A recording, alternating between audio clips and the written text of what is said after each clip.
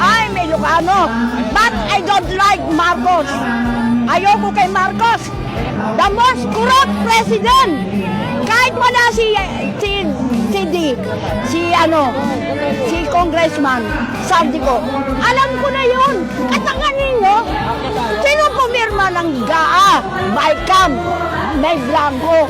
Eh di si Marcos, bangad, tatandaan ninyo.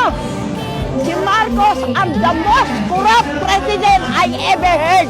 Kaya ako lalahok, inflation, ang talong, 200, ang galunggong, 400. Yung 1,000 mo, wala nang mabibili. Isa pa lang yun na malengke ko. Isa pa lang yun.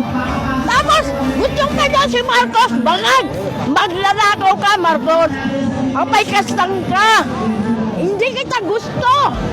Binoto kita dahil kay Sara noon. Uniteam. Kung walang uniteam, di kita iboboto. Sabi mo pa nga, dama ko, hirap nyo. Eh, puro pala kabalbalan yung sinabi niya eh. Kinumpanya ko pa yan. Nagbayad pa ako. Kasi dahil kay Sara, kung hindi nagpabola si Sara, o nasaan na si Sara, tinarador mo!